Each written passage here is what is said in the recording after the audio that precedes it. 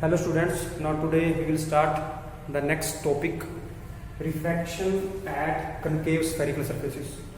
In the previous video we have discussed for the convex, so today we will discuss about the concave.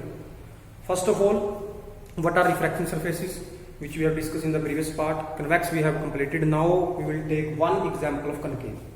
So first of all, I will draw a diagram here for this. This is your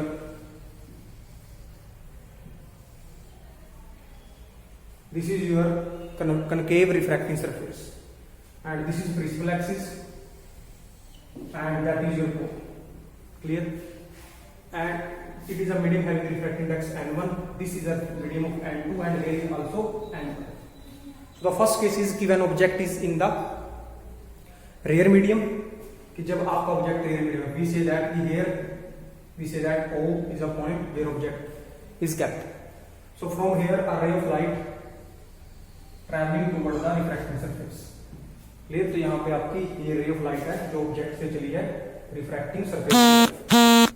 So at that point we will draw a normal which passes through the center of curvature.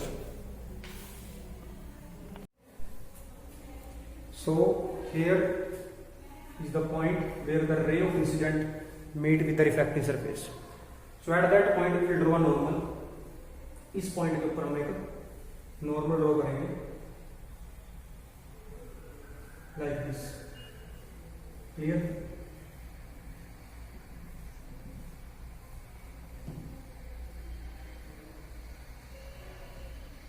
ये आपका normal आ गया, and this angle is angle of incident.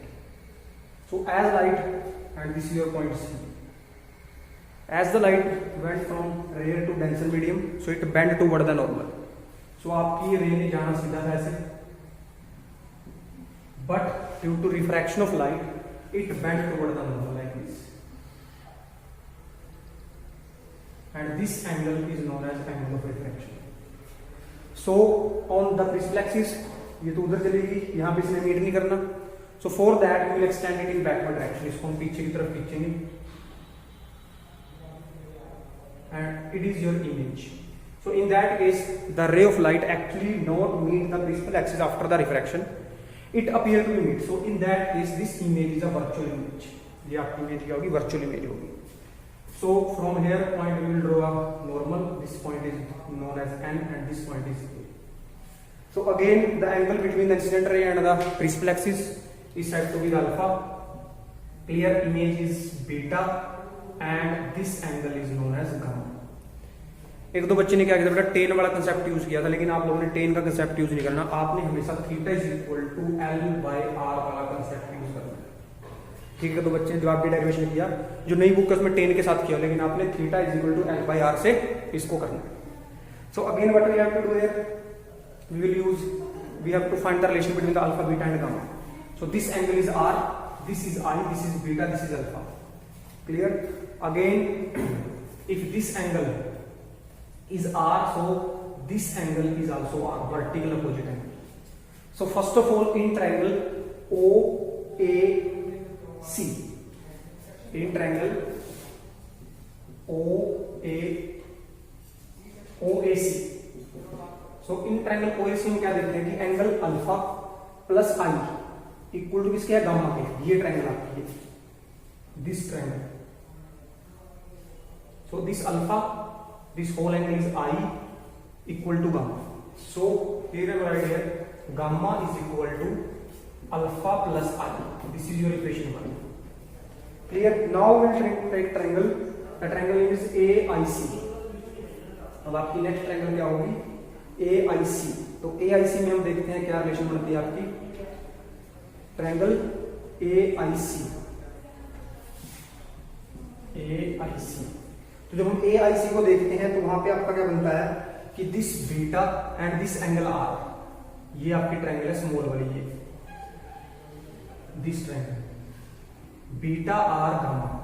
तो again here the gamma comes out to be beta plus R. This is your. So from this one first equation and from this second equation we have to find the value of I and R. तो जो आपका आई आएगा यहाँ से और जो आपका are आएगा उसको हमने निकालना है कि what is the value of I and what is the value of R. तो इसको हम देखते हैं अगर, तो जो आई होगा आपका यहाँ से I is equal to gamma minus alpha, और जो आर आपका होगा वो होगा आपका gamma minus beta. So this is equation third and this is equation fourth. Clear? So अब हमने यहाँ पे निकालनी है अल्फा बीटा और गामा की वैल्यू। तो फिर से अगर हम लेते हैं triangle, in triangle A O A N, in triangle O A N, तो ओ ए एन में theta is equal to L by R का कंसेप्ट लगाएंगे। तो ये थीटा है, ये लेंथ है और ये है आर। तो यहां से जो आपका क्या आएगा, अल्फा आएगा, अल्फा वो क्या होगा आपका, वो होगा A N divide by, this is theta, this is L and this is R. तो theta is equal to L by R. तो ये आपका क्या है, एल है और ये आपकी रेडियस है, तो यहाँ पे आ जाएगा divide by O N. Similarly जो बीटा हम निकालेंगे, बीटा आपका निकलेगा ट्रायंगल कौन सी, ट्रायंगल लेते हैं ये वाली ए आई एन।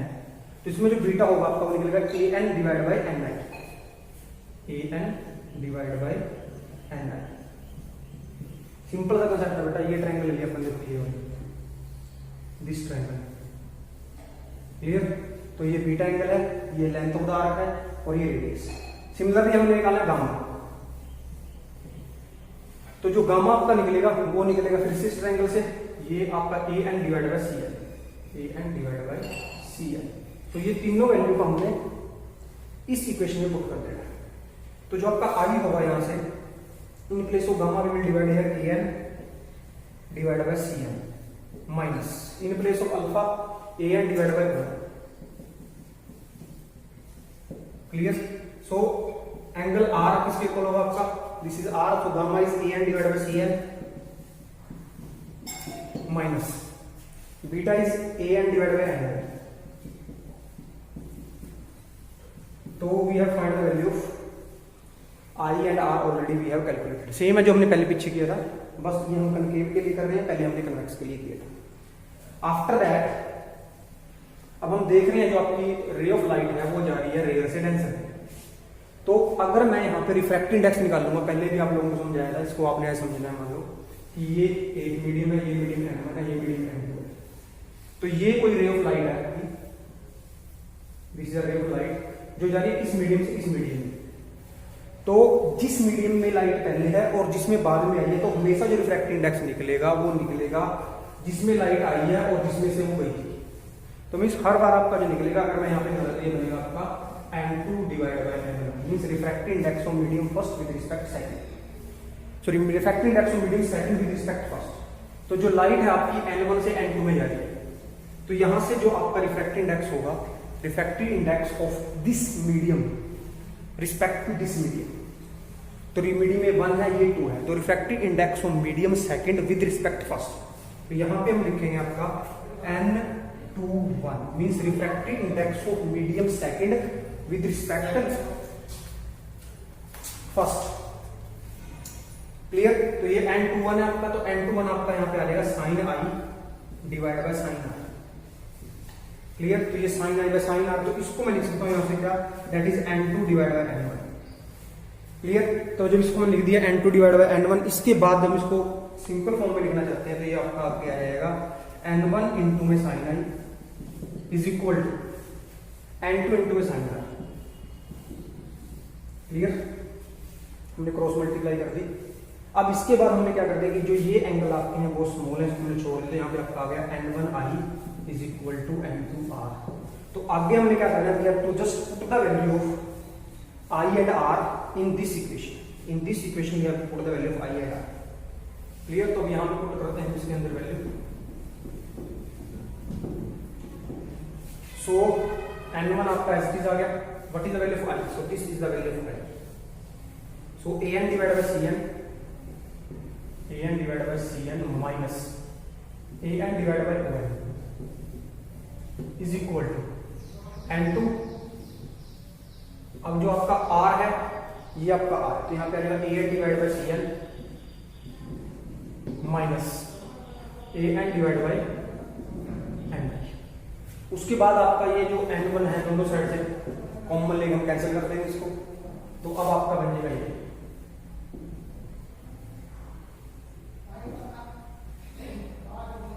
ठीक है, तो अगले स्टेप में हम क्या करेंगे कि जो आपका n1 है इसको हम अंदर ले जाएंगे, यहाँ पे आ जाएगा n1, यहाँ पे भी आ जाएगा आपका n1, यहाँ पे आपका आ जाएगा n2, यहाँ पे भी आपका आ जाएगा n2। आफ्टर दैट अब हम नेक्स्ट पॉइंट ये कहेंगे कि जो ये पॉइंट C है और ये पॉइंट N है, ये एक दूसरे के बहुत क्लोज है। तो अगर ये एक दूसरे के बहुत क्लोज है तो हम n की जगह p रख सकते हैं, बिकॉज हमें जो वैल्यू है वो Cn की नहीं पता, हमें तो Cp की पता है। हमें Ni की वैल्यू नहीं पता, लेकिन हमें Pi की वैल्यू पता है, ये आपका p है। हमें OP की वैल्यू पता है, OL की नहीं पता, जो आपका ये है। तो इन प्लेस जहां जहां पे आप है वहां पे हम लिख देंगे n1 अपॉन में Cp माइनस n1 अपॉन में OP is equal to n2 upon में Cp माइनस n2 अपॉन में Pi। Clear? So now we will put the value of all this. अब जो आपका Cp है, this Cp, this is Cp, this is radius of curvature. ये radius of curvature है, कौन सी side में है? लेफ्ट हैंड साइड में है, तो ये होगा आपका माइनस का। तो यहाँ पर आपका बन जाएगा n1 अपॉन में माइनस के r माइनस n1 अपॉन में माइनस के u is equal to n2 upon में माइनस के r माइनस n2 अपॉन में Pi माइनस के u। क्लियर? ये है सारे आपके क्वेश्चन, आपको Pi पता है, ये डिस्टेंस हो गया। अब इसके बाद इसको थोड़ा रीअरेंजमेंट करेंगे इसकी। देखो क्या रीअरेंजमेंट है उसको देखना ध्यान से सभी। तो यहाँ पे आपका माइनस के n1 divide by r plus के n1 अपॉन में u is equal to minus के n2 divide by r plus के n2 डिवाइड बाय b। ठीक है, तो अब हम इस टर्म को उठा के इधर ले जाएंगे और u वाले को उठा के दूसरी साइड ले जाएंगे। तो यहाँ पर आपका आएगा माइनस के n1 अपॉन में r प्लस के n2 divide by r is equal to n2 divide by b minus n1 divide by u। Clear? इसके बाद में यहां से एलसीएम ले लेना है, r आपका एलसीएम आ गया। तो जब r आपका एलसीएम आ गया, यहां पे आ जाएगा आपका n2 minus n1 is equal to, इसको हम रीअरेंज कर लेंगे तो माइनस के n1 divide by u plus n2 divide by v। तो ये आपका क्या फाइनल रिजल्ट। अब इस केस में जो हम देख रहे हैं आपकी वैल्यू को, तो इस केस में जो आपकी लाइट है वो कहां जा रही है? ये जा रही है रेयर से डेंसर। तो मैंने आपको पिछली वीडियो में बताया था, आपने कन्वेक्शन देखना, आपने कनकेव नहीं देखना, आपने सिर्फ ये देखना है कि लाइट कहां जा रही है। और इस केस में हम देख रहे हैं कि n2, इसको अगर मैं रीअरेंज कर देता हूं तो माइनस के n1 अपॉन में u प्लस n2 अपॉन में v is equal to n2 minus n1 divide by r। तो इस केस में भी आप जब पीछे से कंपेयर करोगे तो ये भी क्या है? रेयर टू डेंसर है। तो जब लाइट रेयर से डेंसर में जाती है तो आपका रिजल्ट ये होता है, चाहे वो कन्वेक्स का केस है चाहे वो कनकेव का केस है।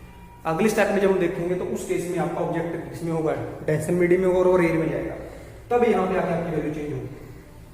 ठीक है, तो उस केस में आपका जो फाइनल रिजल्ट होगा, यहाँ पे आपका आ जाएगा माइनस के n2 divide by u plus n1 divide by v is equal to n1 minus n2 divide by r। तो ये आपका जो केस होगा, ये आपका होगा डेंसर टू रेयर का केस। तो आपने सिर्फ याद रखना है रेयर टू डेंसर और डेंसर टू रेयर, ये रिजल्ट ही आपका यूज होगा। Means you have to focus on these two formula only. So आपको कंफ्यूज होने की जरूरत नहीं है कि वो रेयर है, वो सॉरी कन्वेक्स सरफेस है या कनकेव सरफेस है। तो ये आपका टॉपिक था refraction at the convex spherical refracting surface. ठीक है, तो next we will discuss about the lenses, how lens is made.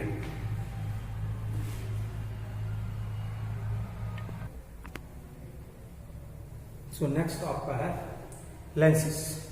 नया नहीं है, क्लास 10th में we have discuss already what are lenses.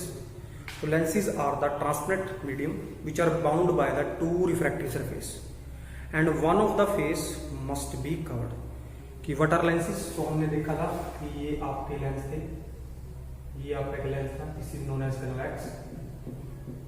Clear? एक आपका ये था, दिस इज कनकेव।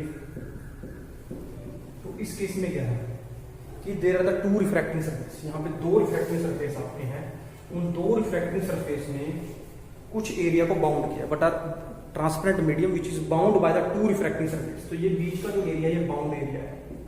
क्लियर? आप लोगों को बताया था 10th क्लास में कि ये आपका मान लो एक रिफ्रैक्टिंग सरफेस है, ये दूसरा रिफ्रैक्टिंग सरफेस है। तो इन दोनों के बीच का जो ये है, ये आपके लेंस मिल गया। सिमिलरली ये आपका कोई रिफ्रैक्टिंग स्फीयर है, ये भी कोई आपका रिफ्रैक्टिंग सरफेस है। क्लियर? इनके बीच का जो ये एरिया था ये आपका बन गया था कंटीन्यू। क्लियर? उसने बोला कि one of the them must be the cover. अब कई बार आपने देखा होगा कि आपका ऐसे भी कुछ रह सकते हैं, this is known as plano concave, कि एक ये आपका कनकेव है, इस पार्ट कनकेव है लेकिन यहाँ पे प्लेन है। ऐसी प्लेनो कन्वेक्स भी आपका होगा, this is plano convex, means one of the surface must be covered. जैसे इसमें ये कवर्ड है और इसमें ये कवर्ड। तो ये आपके थे रिफ्रैक्टिंग सरफेसेस से बने हैं जो लेंसेज। तो water lenses transparent medium formed by the और transparent medium formed by the or bound by the two refracting surfaces which one of them must be the cover surface। तो ये आपके lenses के बारे में था।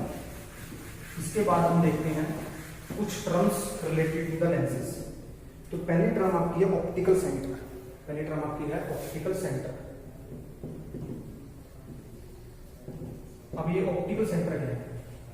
तो ऑप्टिकल सेंटर आपका क्या है? एक पॉइंट है in the lens through which a ray of light passes अनडेविएटेडली।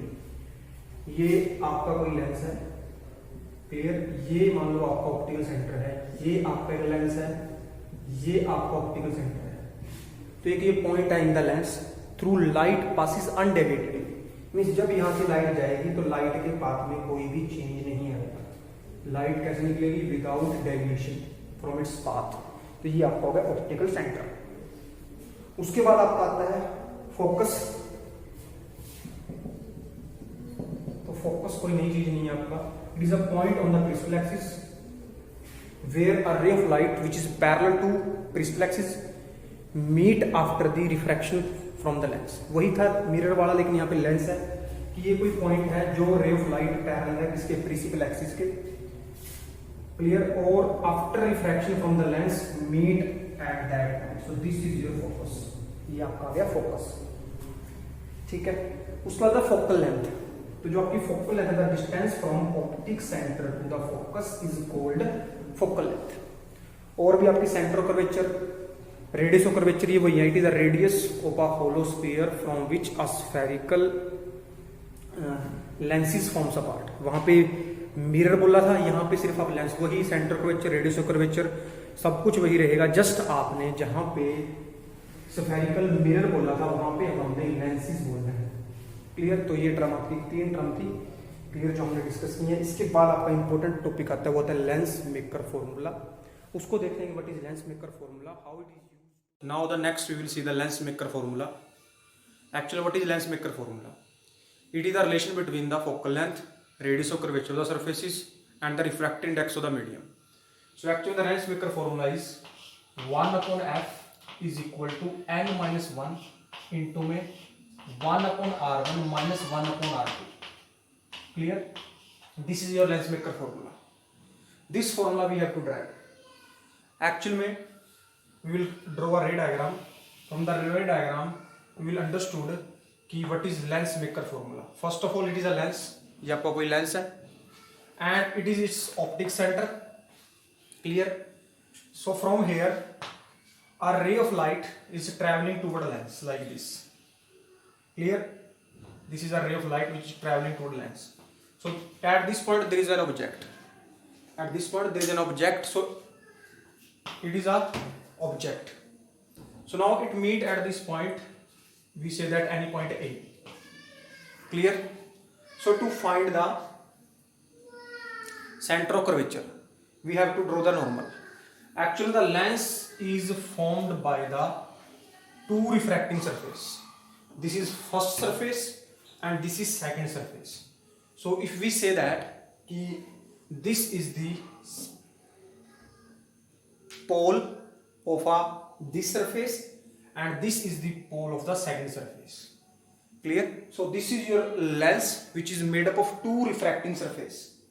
If we say that if it is the pole P1 of this surface, if we say its name is X, Y. So X, P1, Y is the refracting surface when the object is placed at the point O. Clear? And another, this is P2. P2 is the pole of the refracting surface X P2Y. This is another refracting surface. Clear means a lens is, previously we have discussed, lens is a transparent medium bound by the two refracting surface. So this is the first refracting surface, this is the second refracting surface. So for first we have to draw the, because it is a pole, इस surface का पोल यहाँ पे है तो इसका centre curvature यहाँ पे होगा. तो अगर मैं यहाँ पे एक नॉर्मल ड्रॉ करता हूँ like this, so this is comes out to be C1 and this is your angle of incident.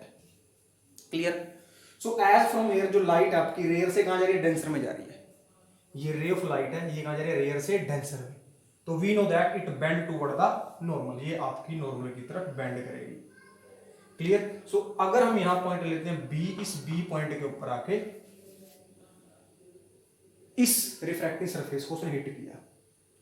So now at this point B, अब ये रिफ्रैक्टिंग सरफेस है, ये इसका पोल है, तो इसका जो सेंटर कर्वेचर होगा that line that side. So again we draw a normal at that point and this is comes out to be C2, इस सरफेस का centre of curvature. Clear. So अब आपका ये नॉर्मल था, अब लाइट आ रही है डेंसर से रेयर में, तो आपको पता है क्या करेगी, bend away from the normal. जब ये नॉर्मल से अवे बेंड करेगी, ये नॉर्मल का टूवर्ड है तो ये अवे बेंड करेगी, तो आपकी यहां पे आके इमेज बनेगी. तो ये तो था combine effect of both the surfaces.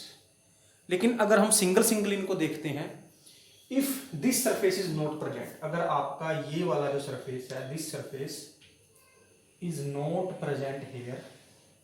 Clear. So this रे इज नॉट बेंड हियर. सो यहां से आपकी जो ये रे थी इसने यहां पे जाना था. क्लियर. यहां पे इमेज बनी थी I1, लेकिन इस सरफेस की वजह से ये रे और बेंड कर गई और यहां पे आपकी फाइनल इमेज बनी. तो इसके अंदर कुछ डिस्क्रिप्शन लिख देते हैं. First of all, this is your object distance and this is your image distance. Clear.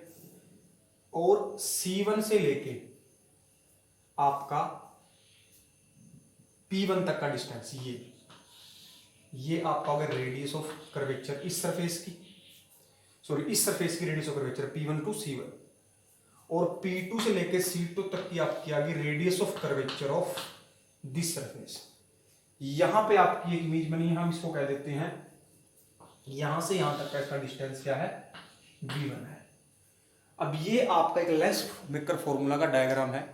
इसको हम दो पार्ट में समझेंगे तोड़ के, तब आपको क्लियर होगा कि हमने ये दो पार्ट क्यों किए.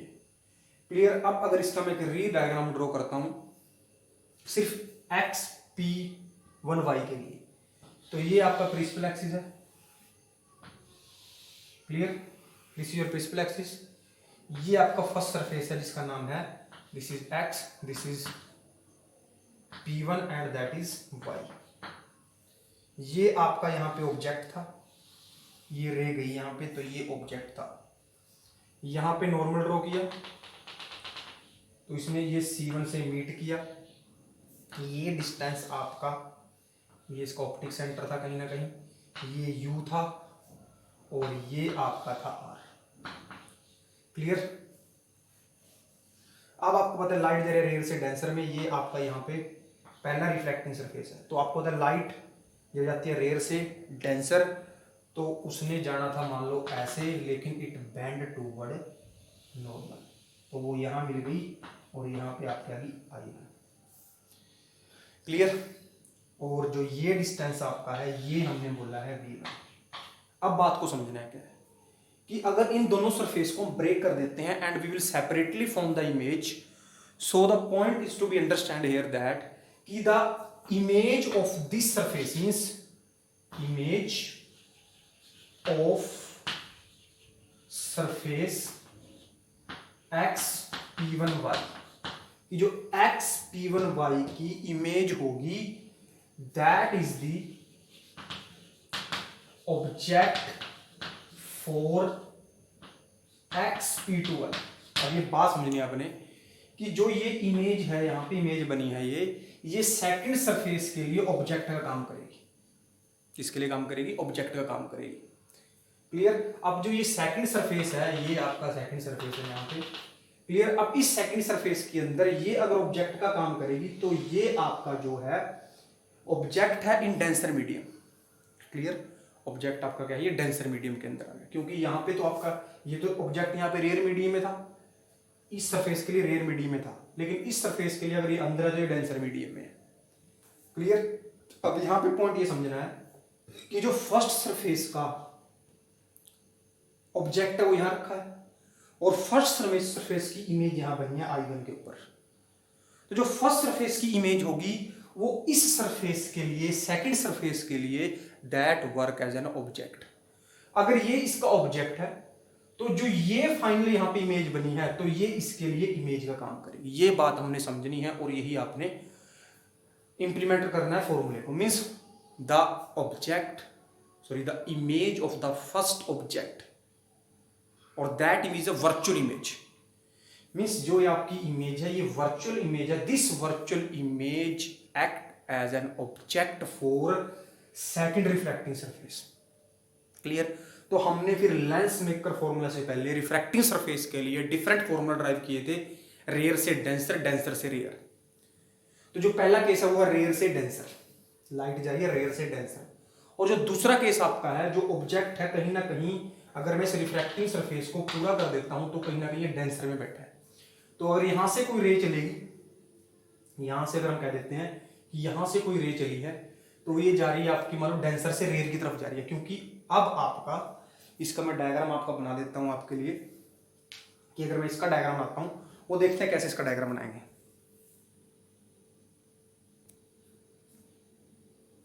तो अब यहां देख रहे हैं कि ये आपका पहले की इमेज थी लेकिन इस सरफेस के लिए ऑब्जेक्ट है। तो वी से दैट कि यहां से कोई रे चली आपकी लाइक दिस। अब कहीं ना कहीं ये इसके कहां पे है, it is in the denser. ये कहां पे आपकी डेंसर में है। तो रे जा रही है डेंसर टू रेयर। क्लियर। तो इसने इस पॉइंट पे हिट किया जिसको हमने पहले बी का नाम दिया था। तो अब आप यहां देख रहे हो कि light travelling from denser to rarer, और ये हो गया एंगल ऑफ इंसिडेंट। यहां पे हमने नॉर्मल ड्रॉ कर दिया। जब लाइट डेंसर से रेयर जाती है it is bend denser, rarer to denser bend toward normal, denser to rarer bend away from the normal. तो जो आपका ये नॉर्मल था, आपका ये नॉर्मल।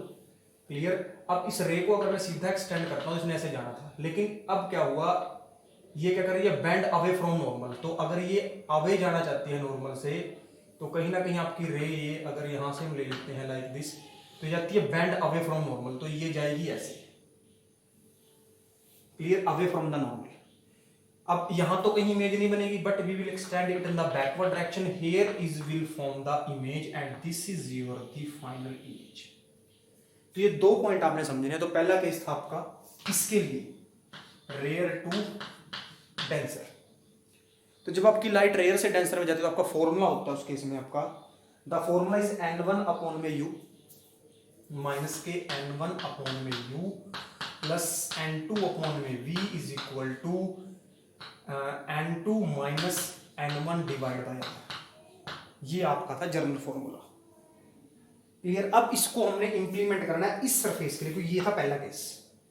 तो यहां पे देखो ये तो ऑब्जेक्ट डिस्टेंस है ही आपका, तो माइनस के n1 अपॉन में u एस टी देगा प्लस n2 एस टी है, क्योंकि यहां पे मीडियम क्या है आपका n1 है, अंदर आपका n2 है, फिर यहां पे आपका n1 था। लेकिन जो इस सरफेस ने इमेज बनाई है वो बनाई है I1 पे, और I1 के लिए जो आपका इमेज डिस्टेंस है दैट इज v1। तो यहां पे हम लिखेंगे v1, और ये आपका इस पोल से या ऑप्टिक सेंटर से left hand right hand side पे तो पॉजिटिव आ गया, इज इक्वल टू यहां पे आएगा n2 minus n1 divide by r। तो इस सरफेस के लिए जो आपका P1 C1 के बीच का डिस्टेंस है इसको कह दिया अपने R1 फर्स्ट सरफेस के लिए। तो यहां पे आपका आ गया R1। तो ये आपकी आ गई इक्वेशन फर्स्ट। क्लियर। अब आते हैं इसके ऊपर हम। अब इस केस में आपका क्या है कि ऑब्जेक्ट कहीं ना कहीं डेंसर मीडियम में है और आपका जो रे है वो डेंसर टू जा रही है रेयर। क्लियर। ठीक है। तो अगर वो रेयर डेंसर से रेयर जा रही है तो डेंसर से रेयर के लिए आपका जो फॉर्मूला था वो था आपका माइनस के n2 अपॉन में u प्लस n1 अपॉन में v is equal to n1 minus n2 divide by r। This is the general formula. अब इसके लिए हमने इसको पुट करना है। अब इस सरफेस के लिए जो ये था ऑब्जेक्ट था, तो ये जो डिस्टेंस हमने बोला था v1, it is act as u object distance. और ये हमने क्या ही दिया था कि यहां से अगर हम लेते हैं ये फाइनल इमेज थी और इसका जो डिस्टेंस है वो आपका है v। तो will put this value in this equation. अब इस इक्वेशन में जब हम वैल्यू को पुट करेंगे, पुट करने के बाद जब सोल्व करेंगे फिर देखते हैं हम किस रिजल्ट पे पहुंचते हैं। तो इसको देखते हैं क्या आएगा। जब मैं इसको देखता हूं यहां पे तो n2 अपॉन में u, what is u? u is here v1 plus n1 upon में v is v because this is image distance n1 minus n2 divided this is r। अब इसका जो r था ये c है, ये p2 है, तो c2 और p2 के बीच का डिस्टेंस जो है दिस इज r2। तो यहां पे हमने लिख दिया r2, यहां पे आपका आ जाएगा r2। तो ये आपकी है इक्वेशन सेकंड। अब आपके पास नेक्स्ट पॉइंट आएगा ऐड इक्वेशन 1 एंड 2। इक्वेशन 1 और 2 को ऐड करेंगे। जब हम इक्वेशन 1 और 2 को ऐड करेंगे तो ये आपकी टर्म माइनस की है और ये टर्म आपकी प्लस की है, तो ये दोनों आपकी होगी कैंसिल। अब बचा आपके पास क्या है n1 अपॉन में u प्लस इधर क्या आपका n1 अपॉन में v इज इक्वल टू इधर आपका है n2 minus n1 divide bye r1 plus n1 minus n2 divide bye r2। तो अगर मैं इन दोनों टर्म को सेम करना चाहता हूं तो मैंने क्या किया, यहां से माइनस को कॉमन ले लिया अंदर से, तो ये माइनस कॉमन आ गया, ये बन गया आपका 2 और ये बन गया आपका 1। क्लियर। तो अगले स्टेप में मैंने क्या किया, यहां से ऊपर से मैंने ले लिया n1 कॉमन। तो if this n1 is taken as common, अंदर आपका आ गया माइनस के 1 upon u plus 1 upon v। इधर से ले लिया मैंने n2 माइनस n1 कॉमन, तो अंदर आपका क्या बचा, इसके अंदर आप बता सकते हो कि 1 अपॉन r1, ये सारा बाहर आ गया, ये माइनस में, तो यहाँ पे माइनस के 1 अपॉन r2। तो जब हम यहां तक पहुंच गए, इस n1 को उठा के मैं इधर ले आया। जब ये n1 को उठा के हम इधर लेके जाएंगे तो this n1 is in down side like this. तो यहाँ पे आपका जब इनको अलग अलग करके लिखूंगा तो यहाँ पे आपका बन जाएगा यहाँ से n2 divide by n1 minus n1 divide by n1, तो n1 से n1 कैंसिल, और यहाँ पे आपकी टर्म आ गई सिंपल सी आपकी n21 माइनस 1। क्लियर। तो अब आपके पास जो रिलेशन है हम पहुंच चुके हैं, कहां पहुंच गए रिलेशन पे, we will reach at the relation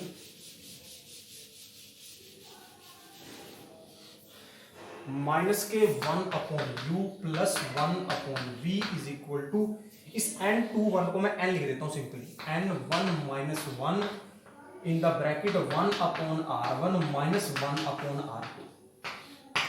clear. Next step में कह देता हूं कि if u is equal to infinite, कि जब आपका ये कोई लेंस था, ये इसकी प्रिंसिपल एक्सिस है, ऑब्जेक्ट अगर आपका इन्फिनिट पे है तो आपको तो सारी की सारी रे कहां इकट्ठे होती है, फोकस पे इकट्ठे होती है। तो आपका यहां से जो v है वो v होगा f के इक्वल, और u आपका किसके इक्वल है, इन्फिनिटी के इक्वल है। तो जब इस इक्वेशन में मैं u को इन्फिनिटी पुट कर दूंगा,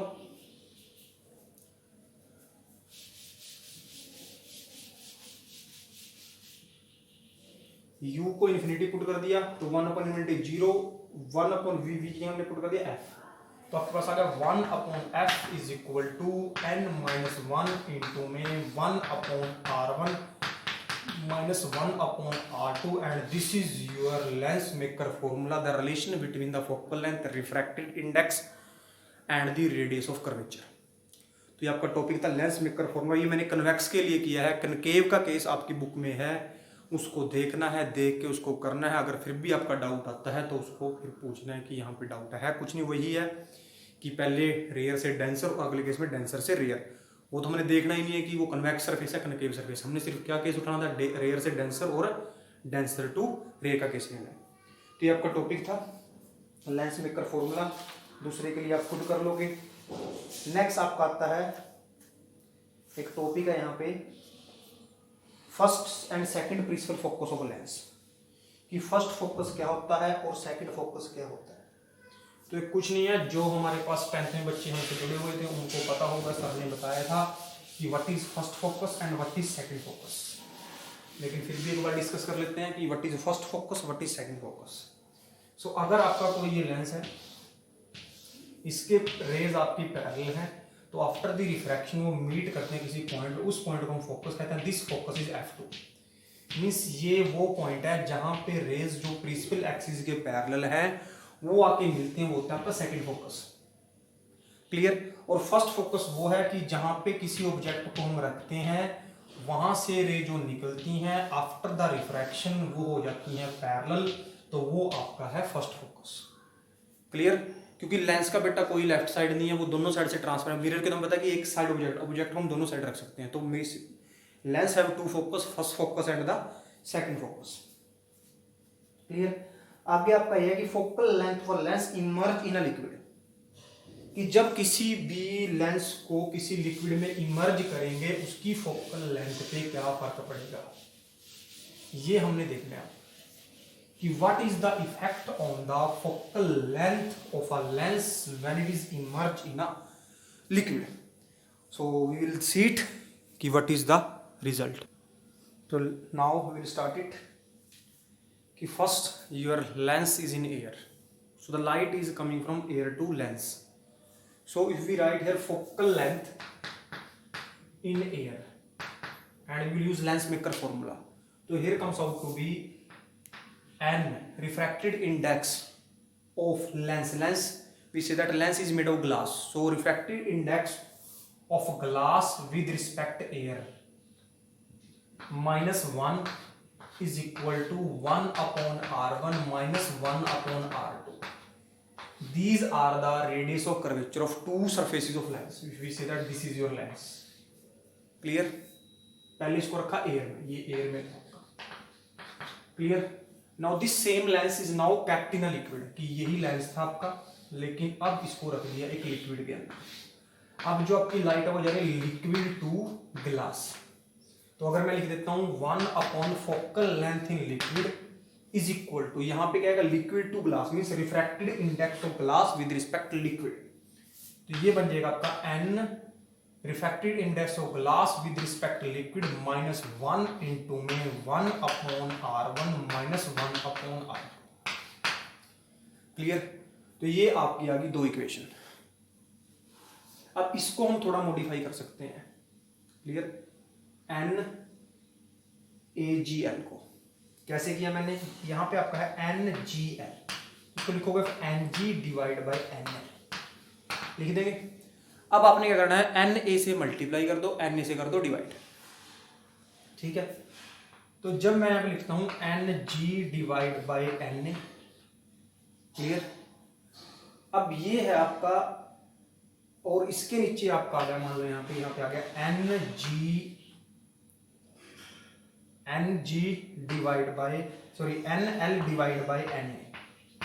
मीन्स आपने ऊपर नीचे दोनों साइड NA से डिवाइड कर दिया है, तो ये दोनों आपस में क्या हो जाएंगे, कैंसिल भी हो सकते हैं वैसे तो ये। क्लियर। मीन्स इसको हमने रीअरेंज कर लिया। क्लियर। अब ये आपका बन गया दिस इज NGA और ये आपका बन गया NLA। क्लियर।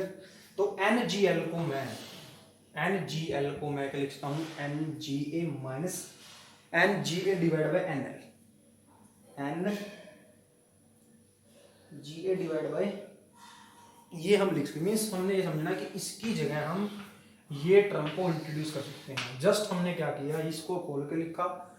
क्लियर। अगर मैं यहाँ पे लिख देता हूँ NA से मल्टीप्लाई कर दिया और यहाँ पे कर दिया डिवाइड। ठीक है।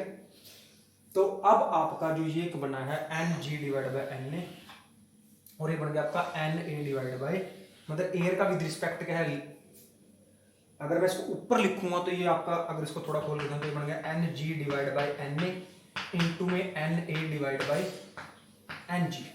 तो अगर मैं इसको अलग लिखता हूं तो ये बनता है रिफ्रैक्टेड इंडेक्स NA, ये लिखना पड़ता है sorry, glass with respect air, ये है आपका एयर विद रिस्पेक्ट ग्लास। तो अगर इनको मैं सीधा ऊपर लिख देता हूं तो ये आपका बनता है NGA इंटू में NAG। क्लियर। अब आपको पता ही है एयर विद रिस्पेक्ट ग्लास, लेकिन मैं अगर एयर विद रिस्पेक्ट लिक्विड, बेटा लिक्विड नोट ग्लास, L आएगा आपका यहाँ पे, this is L note G, ये L है आपका। तो अगर मैं इसका रेसिप्रोकल कर देता हूं तो यू नो दैट की जो वैल्यू है वो उल्टी हो जाएगी। उल्टी मींस ये बन जाएगा NLA, मींस पहले था air with respect liquid, clear. तो अगर हम इसको ऊपर लिखना चाहते हैं तो लिख सकते हैं NGNAL लिख सकते हैं, लेकिन अगर हम इसको नीचे लिखना चाहते हैं तो हमने इसको कर दिया रेसिप्रोकल कर दिया, तो बन गया आपका NLA। तो ये मैं आपको बताना चाह रहा था यहाँ पे कि इन प्लेस ऑफ दिस, इसकी जगह हम यहाँ लिख सकते हैं NGA divide by NLA minus 1 into में 1/R1 माइनस 1/R2। तो जब ये 2 पॉइंट हमने यहां से देख लिए, अब हमने क्या करना है, we have to just the divide equation 1/2 कि 1 को 2 से हम डिवाइड कर देंगे। तो अब आपका ये बन गया यहां से 1/FL। तो जब इन दोनों को हम डिवाइड करेंगे यहां से, तो ये टर्म आपकी सीधी कैंसिल होगी, ठीक है, ये टर्म आपकी सीधी कैंसिल होगी। अब ये FL था वो ऊपर चला जाएगा और FA आपका आ जाएगा नीचे, ठीक है। तो अब आपका जो यहाँ पे रिजल्ट आएगा, इसको हम लिख देते हैं, यहाँ पे लिख देते हैं, यहाँ पे FL divide by FA is equal to, यहाँ पे था आपका NGA minus 1, clear, divide by NGA minus NGA divide by NLA minus 1, ये आ गया, ठीक है।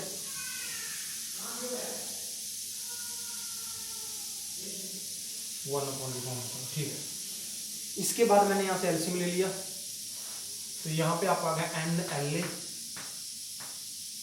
यहां पे आ गया माइनस के साथ, और जो ये टर्म थी ये NLA ऊपर हमने मल्टीप्लाई कर दिया, ठीक है। तो FL divide by FA is equal to NGA minus 1 into में NLA divide by NGA minus NLA, हम यहाँ तक पहुंच गए, ठीक है। तो ये आपका ही आ गया यहाँ पे। अब इससे हमने समझना है कि what is the final result, ठीक है। तो अगर मैं क्या कर देता हूं, यहां से इस A को मैं उधर ले जाता हूं, तो ये A आपका इधर आ जाएगा मल्टीप्लाई में FA, focal length in air. जो फोकल लेंथ इन लिक्विड है वो आपका है refractive index of glass with respect air minus 1 divide by refractive index of glass with respect air minus refractive index of glass with respect air, liquid with respect air multiply by focal length. अब यहां से हमने इसको समझना है क्या, कि आपका लेंस की कन्वर्जेंट बनेगा या वो डाइवर्जेंट बनेगा।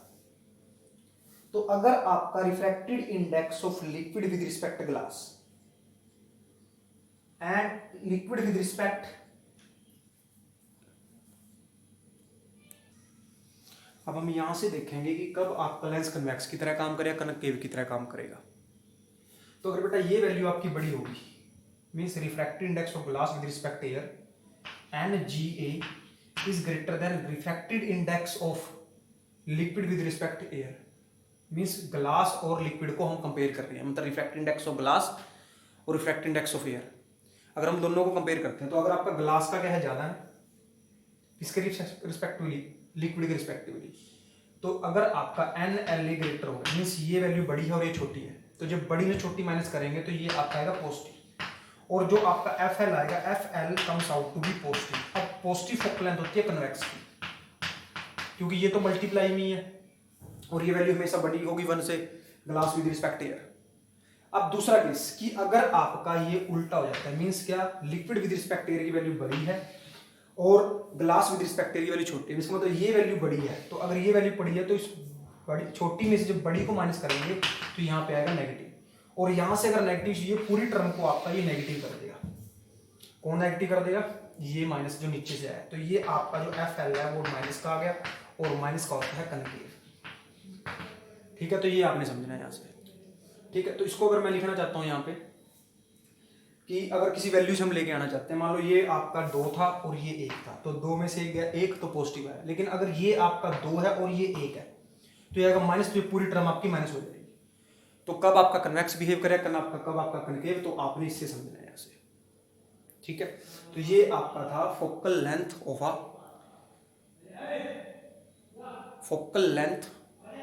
Of a lens when it is immerse in a liquid. तो उसमें कुछ नहीं करना आप लोगों ने, सिर्फ आपको 3 चीजें याद रखनी है। क्या?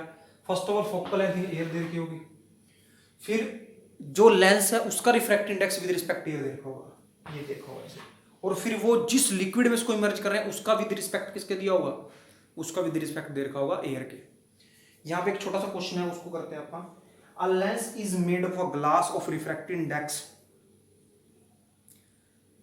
3/2 has a focal length 20 centimetre in air. Means जो ग्लास का रिफ्रैक्टिव इंडेक्स है वो 3/2 है। And calculate the focal length of lens when it is immerse in a water whose refracted index is 4/3। तो यहां पे आपका क्वेश्चन ये है, बिल्कुल इजी है, कि फोकल लेंथ दे रखी है एयर के अंदर, उसको एक लिक्विड में रख दिया, उस लिक्विड की आपको रिफ्रैक्टेड इंडेक्स दे रखा है क्या है। तो फर्स्ट ऑफ ऑल हम लिखेंगे 1/FL focal length in liquid, किसके इक्वल होगी वो, यहां पे आएगा focal length refracted index of glass with respect air. Means ये लेंस का रिफ्रैक्टेड इंडेक्स है विद रिस्पेक्ट एयर, -1 × में, यहां पे फिर डिवाइड, तो यहां पे आएगा refracted index of glass with respect air, फिर से glass with respect air, minus refracted index of liquid with respect air, into में यहां पे आपका होगा refracted index of liquid with respect air, और इनटू में फोकल लेंथ इनटू में एयर। ये समझना आपने, बस है कुछ भी नहीं है बेटा, सिंपल सी बात है। जो ये दोनों है ना, दोनों ये पॉइंट, ये और ये आपके हैं रिफ्रैक्टेड इंडेक्स ऑफ ग्लास जिसका आपका लेंस बना है, और ये आपका है लिक्विड का रिफ्रैक्टेड इंडेक्स जिसमें आपने लेंस को इमर्ज किया है। अब आपका क्वेश्चन क्या था कि फोकल लेंथ जो एयर में थी वो थी 20 सेंटीमीटर, और जो रिफ्रैक्टेड इंडेक्स था NGA with respect to the glass का एयर के रिस्पेक्ट में वो था आपका 2/3 3/2 क्लियर। और जो N था आपका ग्लास का, सॉरी लिक्विड का विद रिस्पेक्ट एयर, जिस लिक्विड में उसको रखा गया है उसका तेल था आपको 4/3। अब वैल्यू निकालनी है आपने इसके अंदर, तो क्या है FL आ जाएगा, वहां पुट करेंगे तो 3/2 -1 इनटू में 4/3 डिवाइड बाय 3/2 माइनस 4/3 इनटू में एफ ए दे रखी थी 20, तो यहाँ पे कर दिया 20 से गुना। इन सबको सोल्व कर लेंगे, ये तो होता है हाफ, तो यहाँ पे आ गया 0.5। अब 3/2 और 4/3 है, ये आपका हो जाता है यहाँ से, ये 1.3 होगा, ये 1.5 होगा, तो यहाँ से वैल्यू आ जाएगी 0.2। ये पॉइंट से पॉइंट आपका कैंसिल हो गया। ये 4/3 था आपका, इसको आप ऐसे लिख लो 4/3। क्लियर। तो इसको जब हम सोल्व करेंगे तो आपका फाइनल रिजल्ट आ जाएगा। सोल्व करके कितनी फोकल लेंथ आई है, 3/2 -1 divide by 3/2 minus 4/3 into t/3। तो इसको सारे को सोल्व करके जब निकलते हैं तो आपका f आ जाएगा, दैट इज 80 आ जाएगा। अब इसको सिंपल फॉर्मूला में कैसे लिखना है, focal length in liquid is equal to refracted index of glass -1 divide by refracted index of glass minus refracted index of liquid into में refracted index of liquid multiply by focal length in air. तो इस general formula को आप use करोगे और आपका question हो जाएगा ये वेरी इजी। कन्वर्जेंट का व डाइवर्जेंट का वो आप समझ सकते हो। यहां से देखो, अगर NG आपका बड़ा है और NN आपका छोटा है, मीन्स ये वैल्यू बड़ी है छोटी है, तो पॉजिटिव आएगा। तो यहाँ से जो फोकल लेंथ निकलेगी वो प्लस की निकलेगी। अगर फोकल लेंथ प्लस की इसका मतलब कन्वेक्स है, अगर फोकल लेंथ माइनस की तो वो कनकेव है। तो ये आपका टॉपिक था। उसके बाद आपका रे डायग्राम आते हैं कि how to draw the ray diagram. तो रे डायग्राम आप खुद भी कर सकते हो, कोई दिक्कत वाली बात नहीं है, सारे के सारे आपको 10th क्लास में करवाए हुए हैं। तो रे डायग्राम तक आपने कंप्लीट कर लेना है। इस टॉपिक तक आप कंप्लीट हो, उसके बाद आता है आपका लेंस फॉर्मूला। जैसे हमने मिरर फॉर्मूला ड्राइव किया, जैसे हम लेंस फॉर्मूला ड्राइव करेंगे। तो today you have to complete up to the ray diagram. एक बार मैं जर्नल बता देता हूँ, क्या ये वही है कि जो रे ऑप्टिक सेंटर से आएगी वो अनडेविएटेडली सीधी निकल जाएगी। जो रे प्रिस्प्लेक्स के पैरेलल होगी वो फोकस से निकलेगी। ये दो रे डायग्राम थे, दोनों कन्वेक्स के लिए, कनकेव के लिए। ये कनकेव के लिए था, ये रे आ रही है यहाँ से सीधी बैंड कर गई, लेकिन निकालनी फोकस, इसको पीछे एक्सटेंड कर। तो up to here you have to complete, see the video properly. If you still have any doubt you message me, so I will clear your doubt. ठीक है, इसको देखना है, ये जो टॉपिक किया है ये इंपॉर्टेंट है, इसको ध्यान से समझना है। इसको आप इस जर्नल फॉर्मूला के थ्रू देखो। फोकल लेंथ इन लिक्विड लिखोगे, refractive index of glass, glass मतलब लेंस का, -1 divide by refractive index glass minus refractive index of liquid, इसमें डाला है multiply by refractive index of liquid into में focal length in air. So up to here you will complete it. So it is over now. Thank you.